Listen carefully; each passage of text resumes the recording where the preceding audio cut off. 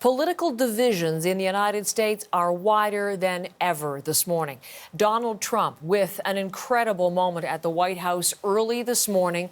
Millions of votes yet to be counted, the election nowhere close to being decided, and the president declared himself the winner, using all of the trappings of his office to do it.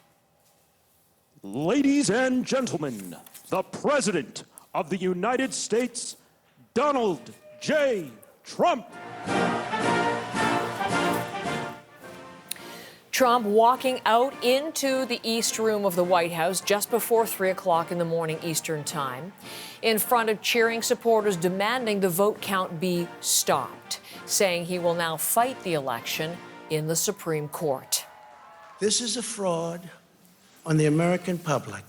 This is an embarrassment to our country. We were getting ready to win this election. Frankly, we did win this election.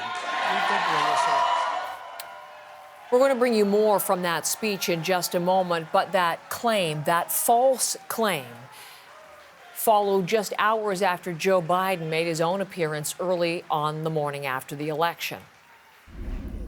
But it may take a little longer, as I've said all along. It's not my place or Donald Trump's place to declare who's won this election. That's the decision of the American people. But I'm optimistic about this outcome. Keep the faith, guys. We're going to win this. Thank you, thank you, thank you. Your patience is great.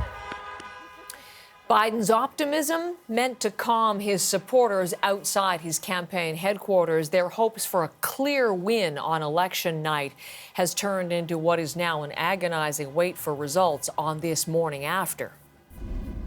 I think that we were all anticipating that maybe the results weren't what we wanted to, especially after everything that happened in 2016. We were hopeful, but very conservative in our projections, so we're going to continue to stay hopeful. Those are Biden supporters speaking to our Susan Ormiston. There is trepidation for Democrats, but jubilation for Republicans. This video from the celebrations in Miami's Little Havana. A surge in support from Cuban Americans is seen as helping boost Trump to a key win in the state of Florida. Florida, one of the few battlegrounds to be decided as we speak to you this morning. Let us take a look at where the election numbers stand right now. On the bottom of your screen, we don't take our eyes away from this. The Electoral College results. 270 is the number candidates need to win the White House. And right now, CBC News has Joe Biden with 224 and Donald Trump with 213. How do the results map out? Take a look at this with me next. Some of the battlegrounds are already decided.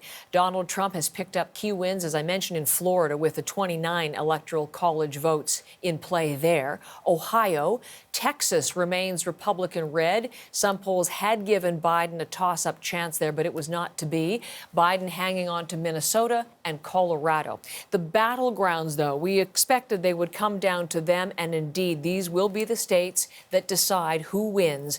Georgia, North Carolina, Pennsylvania, Michigan, Wisconsin and Arizona, all of them too close for CBC News to call this morning. But right now, Trump is leading in all of the states except Arizona and Wisconsin. We are awaiting the counting of millions of mail-in ballots, and we will bring the numbers to you just as soon as we get word this morning. Ellen Morrow has been with us throughout the morning and still joining us from Washington. Ellen, it was a real turn in the story when Donald Trump came out there in the East Room and falsely claimed to have won. Let us talk about what he said and what other Republicans are saying in reaction this morning. Well, an unprecedented, stunning moment, Heather, to have the President of the United States come out, speak at the White House, as you said, with the trappings of his office, and prematurely and really baselessly claim victory in this election with millions of ballots to count still in very key states in this vote. And not only is it a premature and baseless claim of victory in this election, there were a lot of things in President Trump's statement that are just plain wrong. You know, he said that he wants the voting to stop. The voting has stopped. What's happening right now is the votes are being counted. The democratic process is playing out. And Donald Trump went through, you know, state by state, places that he thinks he's won. Those are some of the states that you mentioned where millions of ballots are still being counted. Here's a bit more of what he said. This is a major fraud in our nation. We want the law to be used in a proper manner. So we'll be going to the U.S. Supreme Court. We want all voting to stop. We don't want them to find any ballots at 4 o'clock in the morning and add them to the list, okay? It's a very sad moment. To me, this is a very sad moment, and we will win this, and as far as I'm concerned, we already have.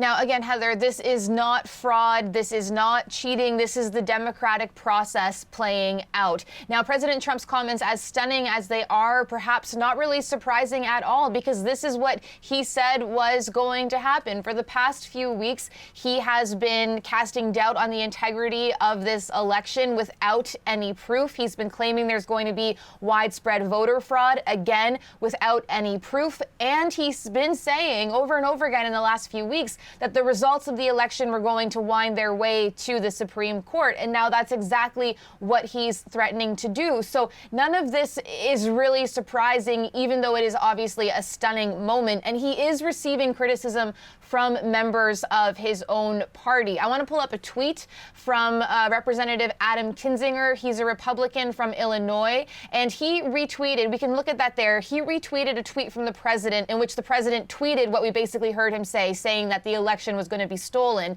Adam Kinzinger writing, "Stop, full stop, the votes will be counted and you will either win or lose, and America will accept that. Patience is a virtue." So criticism from his own party, at least one member of his own party. Republicans are usually quite reluctant, quite hesitant to come out and speak against President Trump. Vice President Mike Pence took the microphone after President Trump was done speaking, and he didn't disagree with Donald Trump, but his language was a bit more tempered. Here's what Pence said.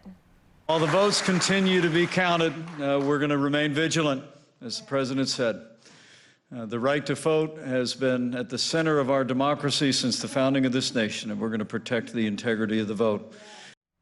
So protect the integrity of the vote, Heather, would mean allow every single vote in this election to be counted. But Donald Trump, Mike Pence's boss, is saying that the counts essentially should stop, that this should be game over, even though there's millions of ballots that have not yet been tallied. Ellen, I want to get to the reaction from the Biden camp, but picking up on what you were saying, just getting, as you're reporting, some further Republican reaction, and it is also striking from what have been Trump allies. Chris Christie, the former New Jersey governor, saying the talk tonight of a fraud. There is no basis to make that argument tonight. So he condemning the president, as is Rick Santorum, who is a former Pennsylvania senator, often talked about as a Trump ally, how distressed he was that he used the word fraud. That is wrong in Rick Santorum's view. So we will hear if other Republicans do continue to denounce that statement from the East Room early this morning. Certainly the Biden camp has been very forceful in its reaction. It has, but just to go back to what Chris Christie is saying and what Republicans are getting at, Heather, the fact is, because the votes are still being counted, Donald Trump still has a shot at legitimately winning this thing. So by coming out and saying there's fraud, he's casting doubt on an election that he could legitimately win. That's part of the reason why they're saying this just isn't really a wise play from the president, let alone the fact that it is an attack on the election's integrity. Joe Biden is hitting back against President Trump with really strong language as well. We had a statement from the Biden campaign. It's calling the president's words, we can pull up that statement, outrageous, unprecedented, and incorrect. The president's statement tonight, I don't know. Yes, there you go. Outrageous, unprecedented, and incorrect. I'm sorry there. It was outrageous because it is a naked effort to take away the democratic rights of American citizens. It was unprecedented because never before in our history has a president of the United States sought to strip Americans of their voice in a national election. So that's the reaction from the Biden campaign. Joe Biden actually came out earlier this morning, and he spoke before President Trump, and his tone could not have been more different. Here's what Biden said. I'm here to tell you tonight, we believe we're on track to win this election. We're going to have to be patient until the hard work of tallying the votes is finished. And it ain't over till every vote is counted. Every ballot is counted. So a completely different tone there from Joe Biden. Heather, we know that the states are still counting these ballots. They're going through them. They're going through this whole process as fast as they can, an unprecedented number of mail-in ballots for them to count.